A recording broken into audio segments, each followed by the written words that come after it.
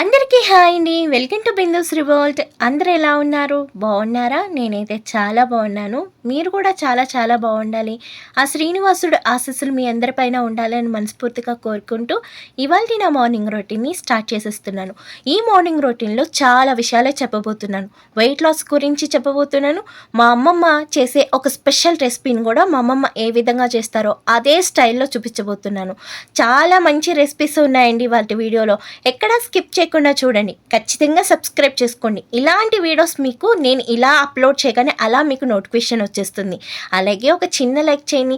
మీరు లైక్ చేయటం వల్ల నా వీడియో ఇంకో నలుగురికి రికమెండ్ అవుతుంది. నేను తీసే వీడియోలో ప్రతి దాంట్లో నాకు తెలిసిన కొంత ఇన్ఫర్మేషన్ని మీకు ఇవ్వటానికి నేను ట్రై చేస్తూ ఉంటాను. అలాగే మీరు చేసే లైక్ కామెంట్ నాకు చాలా మోటివేషన్గా ఉంటుంది.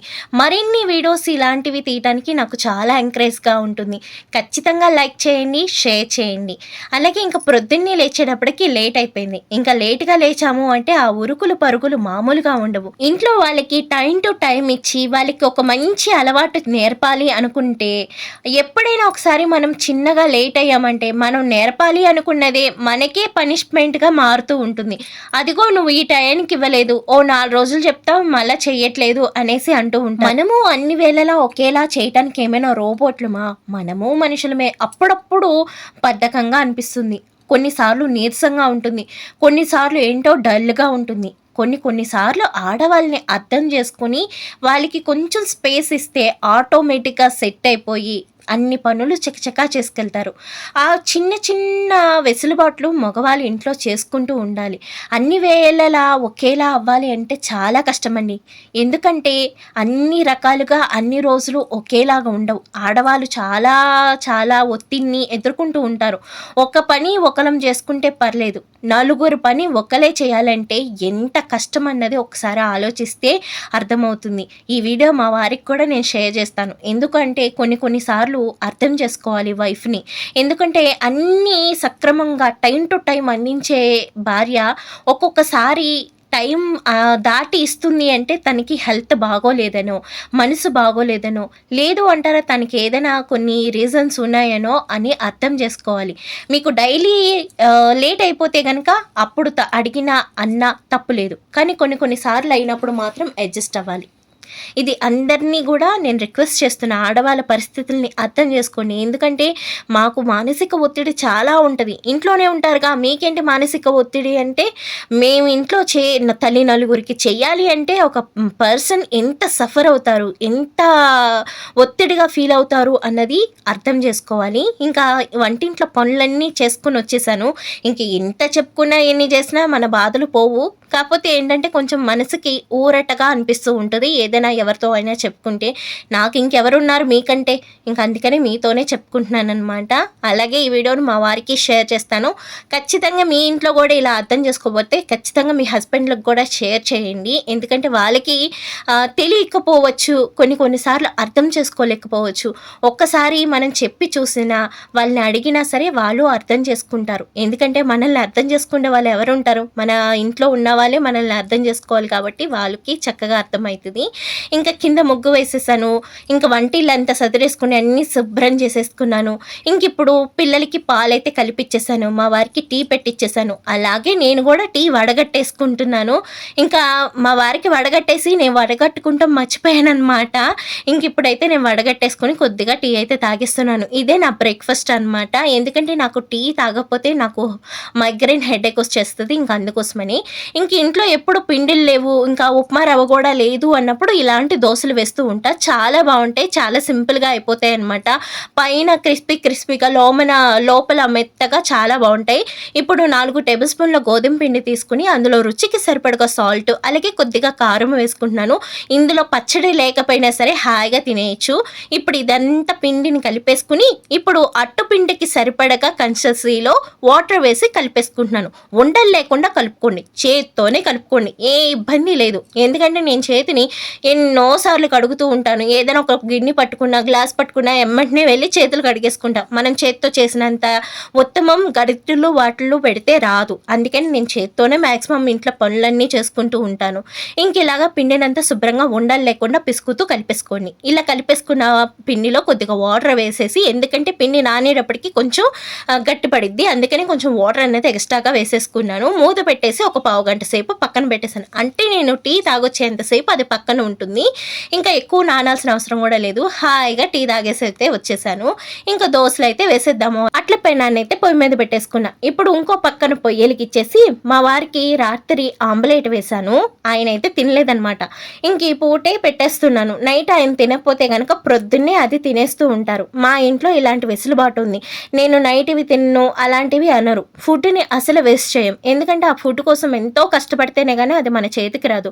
అందుకని కొంచెం అన్నం మిగిలిన, కూర మిగిలిన, ఇంకా మా వారు ప్రొద్దున్నే టిఫిన్ స్కిప్ చేసేసి తినేస్తూ ఉంటారు. మా వారేనే కాదు, నేను కూడా, మా పిల్లలు కూడా పొద్దున్నే నైట్ మిగిలిన అన్నాన్ని పొద్దున్నే తినేస్తారు. మాకు అలాంటి ఇబ్బందులు అయితే ఏమీ లేవు. ఇంకా ఆమ్లెట్ నైట్ తినలేదు కాబట్టి దాంట్లో కొద్దిగా ఆయిల్ వేసి మరలా ఏం చేశాను అంటే ఆమ్లెట్ని వేడి చేస్తూ ఉన్నాను. ఓ పక్క ఆమ్లెట్ వేడవుతుంది, ఇంకో పక్క మా పాపకైతే దోశలు వేసేసుకుంటున్నాను. ఇలా ఒకేసారి 2-3 పనులు చేసేసుకుంటూ ఉంటాను. ఇంకా ఈ దోశని ఇంకొక 10 నిమిషాలు కాలనిచ్చుంటే సరిపోను, నాకు కంగారు కొలిది తీసేశాను. లేకపోతే అట్టు మాత్రం చాలా పర్ఫెక్ట్గా వస్తుంది. ఈ అట్టు తీసే విధానాన్ని చూసి అట్టు సరిగ్గా రాదేమో అనుకోవద్దు. ఎందుకంటే నేను కంగారులో తీసేసాను. ఎందుకంటే పిల్లలు టిఫిను అంటూ ఉన్నారు అనమాట. ఇంకా అందుకోసం అనేసి ఈ పనులన్నీ చేసుకునేటప్పటికి నేను టిఫిన్ పెట్టేటప్పటికి 8 అయిపోయింది. మా ఇంట్లో టిఫిన్లు కానీ భోజనాలు కానీ చాలా త్వరగా తినేస్తూ ఉంటాము. అందుకని పిల్లలు ఆకలి అన్నారు. ఇంకా అందుకని మా వారు కూడా కొంచెం బయటకు వెళ్ళే పని ఉంది కాబట్టి ఆయనకి కూడా త్వరగా పెట్టేయాలి. ఇటు ఆయనకి ఇటు పిల్లలకి ఆయనకి కావాల్సినవి చూసుకుంటూ హడావిడి అయిపోయింది అనమాట. ఇన్ని పనులు ఒకేసారి చేస్తాం ఆడవాళ్ళకే చెల్లుతుంది. మల్టీ టాస్కర్ అంటారు కదా, ఆ బిరుదు ఆడవాళ్ళకంటే ఇంకెవ్వరికి ఉండదు. ఈ మధ్యన ఏంటో కానీ ఆడవాళ్ళ గురించి బాగా సెల్ఫ్ కొట్టేస్తున్నాను. ఎందుకంటే అన్ని చేస్తున్నాం, అన్ని చూస్తున్నాము.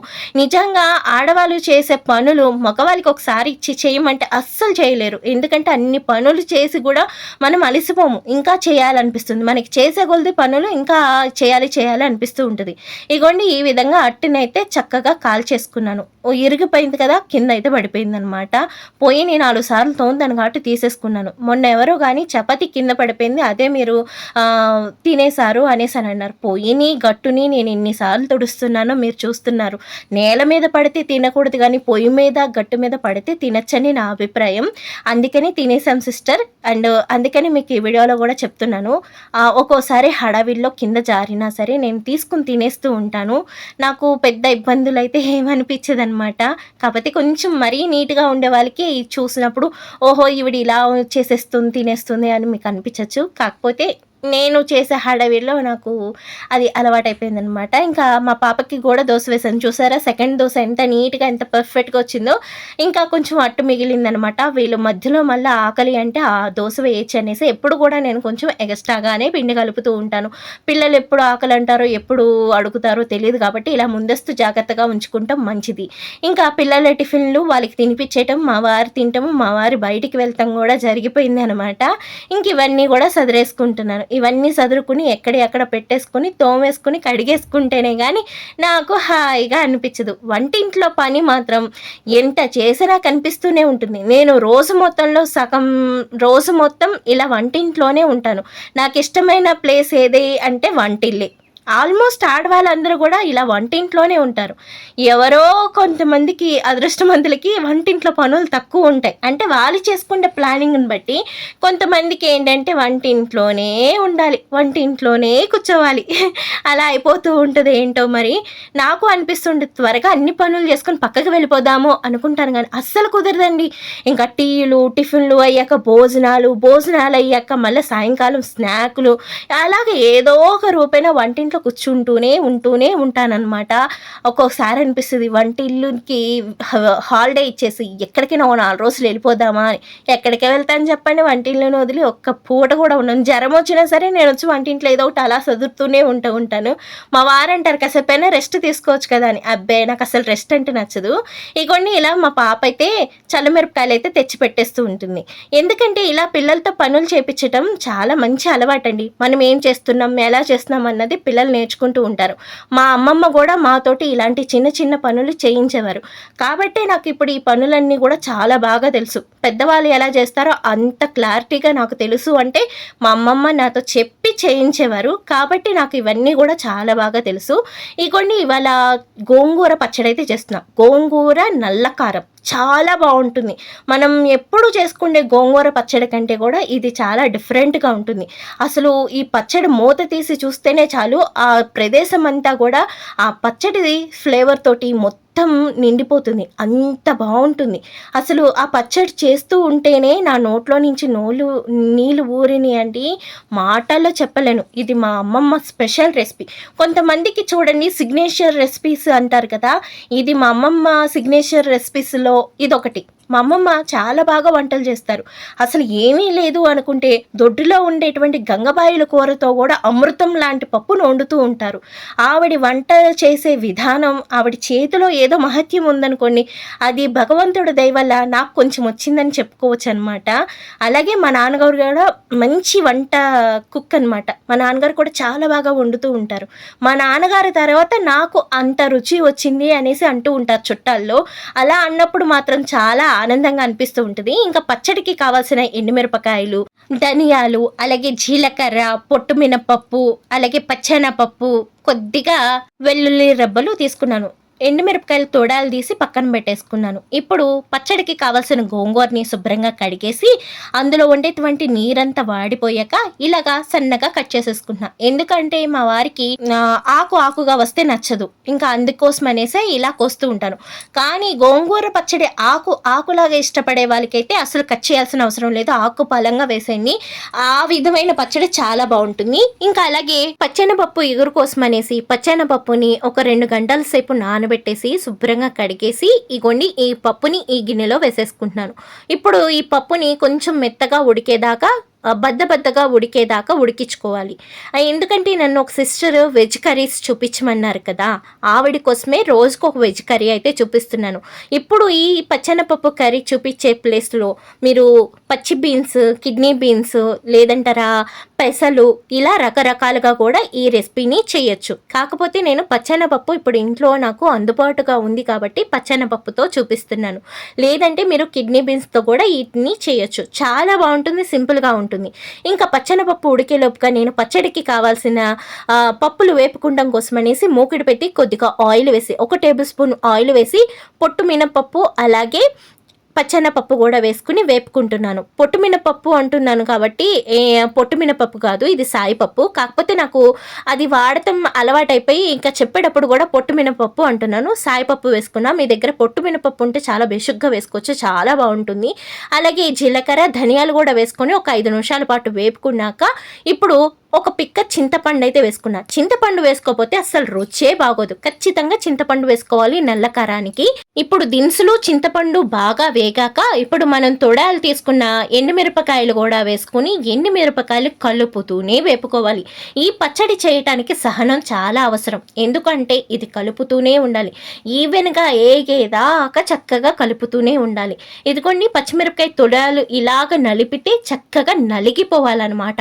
అప్పటిదాకా చక్కగా కలుపుతూ వేపుకుంటే ఎండు మిరపకాయలన్నీ కూడా చక్కగా వేగిపోతాయి. ఇప్పుడు ఈ వేగిన మిశ్రమాన్ని పక్కకి తీసేసుకుందాం. ఎందుకంటే ఇవి చల్లారాలి కదా, అందుకోసమనే పక్కకి తీసేసుకుని ఈ చల్లారేలోపుగా మనం ఇప్పుడు గోంగూరని కూడా చక్కగా మగ్గిచ్చేసుకుందాం. ఇదంతా కూడా కొంచెం లేట్ ప్రాసెస్, కానీ ఎంత బాగుంటుందో. ఒక ముద్దలో 1 స్పూను నెయ్యి వేసుకుని ఈ పచ్చడి వేసుకుని వేడివేడి అన్నంలో తింటూ ఉంటే స్వర్గమే అనమాట. ఇంకా అదే మూకుల్లో కొద్దిగా ఆయిల్ వేసి ఇప్పుడు మనం చక్కగా తరిగిన గోంగూరనంతా కూడా వేసేసుకుంటున్నాం. ఇంకా గోంగూర అంతా చక్కగా మగ్గిపోయేదాకా మూత పెట్టేసి మగ్గనిద్దాం. ఇది మగ్గటానికి ఎలా లేదన్నా ఒక 5 నిమిషాలు సమయం పడుతుంది. ఆ లోపుగా మిగిలిన పనులు అయితే చేసేసుకుంటున్నాను. ఇగోండి పచ్చెనపప్పు కూడా ఉడికిపోయింది, ఈ దినుసులు కూడా చక్కగా ఆరిపోయినాయి అనమాట. ఇదిగోండి గోంగూర మూత తీసి చూస్తే ఇంత చక్కగా మగ్గిపోయింది. ఇప్పుడు దీన్నంతా ఒకసారి కలిపేసుకుందాం. ఇది రోట్లో వేసుకుని చేసుకునే విధానం ఒకలా ఉంటుంది. నేను ఏంటంటే ఆ రోట్లో వేసి దంచి అదంతా కాకుండా కొంచెం సింప్లిఫైగా ఈ పచ్చడిని అయితే నేను చేస్తూ ఉన్నాను. మా అమ్మమ్మ ఏంటంటే రోట్లో వేసి దంచేవారనమాట.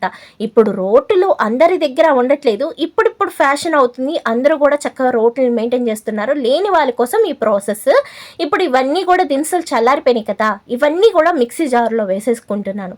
అలాగే ఒక 5 నుంచి 6 వెల్లుల్లి రెబ్బలు అయితే వేసుకోండి. వెల్లుల్లి రెబ్బలు ఎంత ఎక్కువ వేసుకుంటే అంత బాగుంటుంది. మేము తక్కువగా తింటాము అనుకునే వాళ్ళు తక్కువగా తినండి, లేదు అసలు వాడము అనుకునే వాళ్ళు వాడకుండా ఉన్నా పర్లేదు. ఇప్పుడు సాల్ట్ వేసి కల్లుప్పు వేసి చక్కగా ఇలాగ బరకగా మిక్సీ పట్టేస్తున్నా.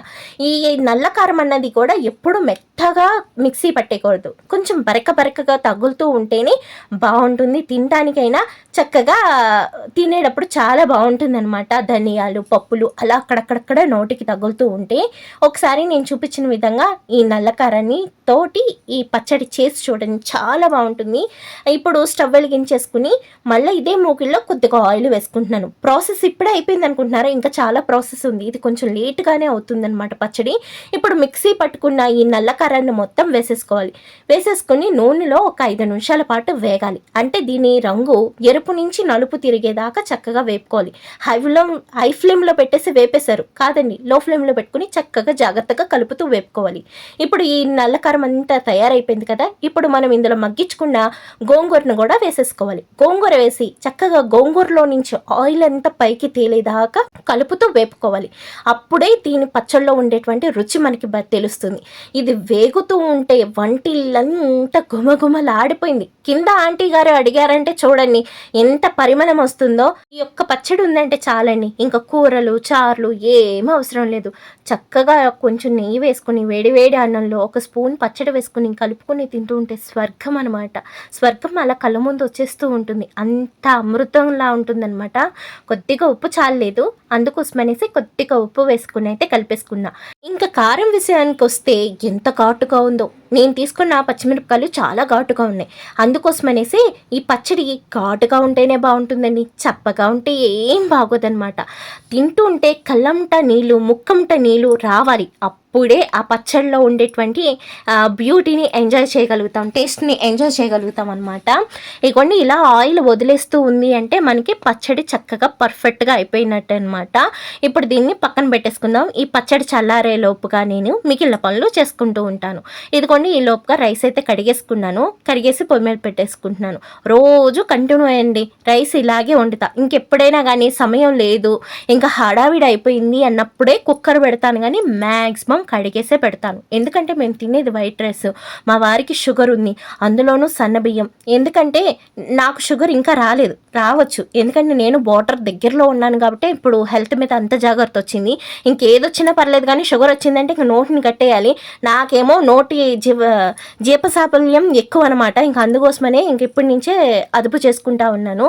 ఇంకా పచ్చెనపప్పు కూర కోసం అనేసి చిన్న ప్యాన్ పెట్టుకుని అందులో ఆయిల్ వేసుకుని కట్ చేసుకుని ఒక పెద్ద ఉల్లిపాయ, ఒక 2 పచ్చిమిరకాయ తరుగులు, కొద్దిగా ఉప్పు వేసి చక్కగా వేపుకుంటున్నాను. ఈ ఉల్లిపాయలు చక్కగా గోల్డెన్ కలర్ వచ్చేదాకా వేపుకున్నాక 1 టేబుల్ స్పూన్ అల్లం వెల్లుల్లి పేస్ట్ ఫ్రెష్గా రుబ్బుకున్నది వేసుకోండి.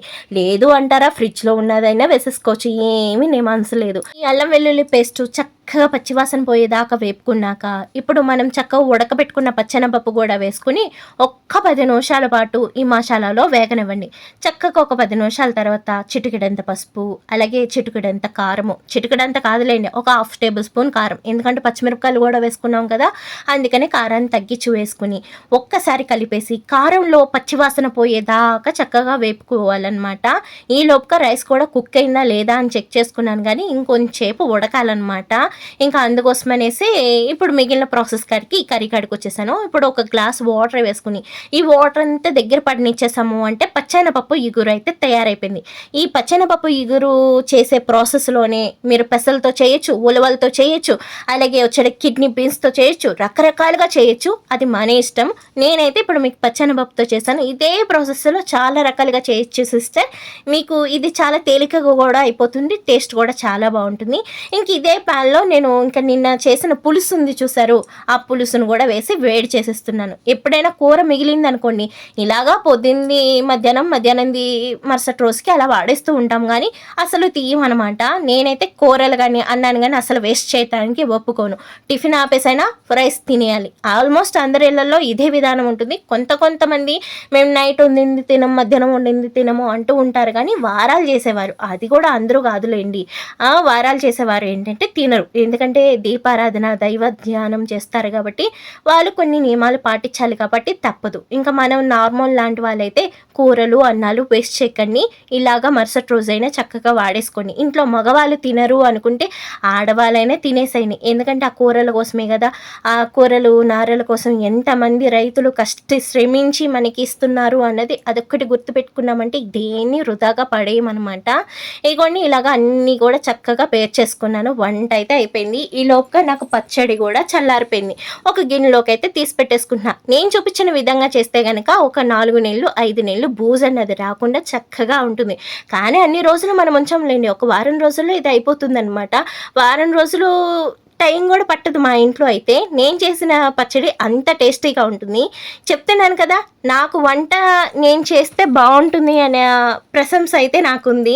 అందుకని ఏ వంటైనా మీకు చాలా కాన్ఫిడెంట్గా చూపించేస్తూ ఉంటాను. ఎందుకంటే నేను చేసే విధానంలోనే మీకు అర్థమైపోతుంది అది హిట్టా ఫట్టా అన్నది.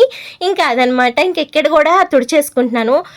ఒక సిస్టర్ నాకు నాప్కిన్ గురించి కామెంట్ చేశారు, మీరు అన్నీ కలగబులగంగా చేసేస్తున్నారు, మీరు తుడవటానికి ఒకటి కడగటానికి ఒకటి పెట్టుకోండి సిస్టర్ అనేసి. నేను ఏదైనా ఒకటి తుడిచినా సరే ఇలా ఎమ్మటినే జాడిచ్చేసుకుంటూ ఉంటాను సిస్టర్. 2-3 పెట్టుకున్న ఈ పని హడావిడిలో మర్చిపోతూ ఉంటాను. ఇంకా అందుకోసం అనేసి అన్నిటినీ ఇంకా కలగబులగం చేసేదానికంటే కూడా ఒక్కొక్కటి పెట్టుకుని ఏదైనా ఒకటి తొడవగానే ఇలా జాడిచ్చేసుకుని ఆరవేసేసుకుంటా. అది ఆరే లోపుగా ఇంకొక క్లాత్ తీసి అయితే వాడుతూ ఉంటాను.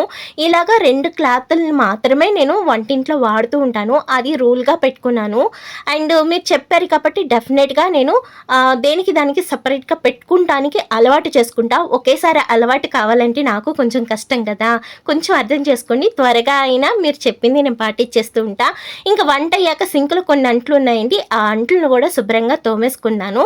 ఇంక ఈ లోపుగా డైనింగ్ టేబుల్ మీద భోజనాలు పెట్టమన్నారు మా వారు. ఇంకా అందుకనే డైనింగ్ టేబుల్ కూడా నీట్గా సదిరేసి అలాగే కింద గచ్చది కూడా ఒకసారి ఊడ్చుకొచ్చేసాను. వంటంతా అయిపోయింది కదా, వంటంతా అయ్యాక ఇలాగ ఇల్లు అయితే ఊడ్చుకొచ్చేస్తూ ఉంటాను. ఎందుకంటే చిన్నపిల్లలు ఉన్నప్పుడు గచ్చ ఎప్పుడు నీట్గా ఉండటం ఉత్తమం కదా, ఇంకా అందుకని తుడిచేసుకున్నాను అనమాట.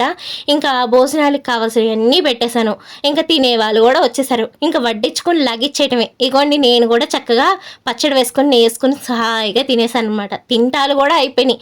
ఇంక ఇప్పుడు మళ్ళీ ఇదంతా సదిరేసుకోవాలి. ఎందుకంటే తిన్నాక మగవాళ్ళంటే చక్కగా వెళ్ళిపోయి పడుకుంటారు. మనకు అవుతుందా చెప్పండి? తిన్నాగాడ అవన్నీ సదురుకోవాలి, పావుకోవాలి, తిన్నాయి తోముకోవాలి, వంటిలు మళ్ళీ ఇంకోసారి చక్కబెట్టుకోవాలి. అప్పుడు కొంచెం బ్రేక్ టైం దొరికితే అలా కూర్చోవాలి. ఇంకా ఇంట్లో పప్పు కూడా అయిపోయింది కాబట్టి ఇడ్లీకి అయితే పప్పు నానబోసేసుకుంటున్నా. నాకు పొట్టు మినపప్పు వాడి ఈ సాయిగుళ్ళు వాడాలంటే చాలా హింసగా ఉంది. జిగురు కూడా తక్కువ వస్తుంది. ఇంకా జిగురు పెరగటం కోసం అనేసి కొద్దిగా మెంతులు వేసి అయితే నానబెట్టేసుకుంటున్నా. ఇది ఇవాల్టి వీడియో. ఈ వీడియో మీకు నచ్చిందా? నచ్చితే కనుక లైక్ చేయండి, షేర్ చేయండి, సబ్స్క్రైబ్ చేయండి. మరిన్ని వీడియోస్ కోసం మన ఛానల్ని సబ్స్క్రైబ్ చేసుకొని ఫాలో అవ్వండి. స్కిప్ చేయకుండా చూసిన మీ అందరికీ థ్యాంక్ యూ సో మచ్.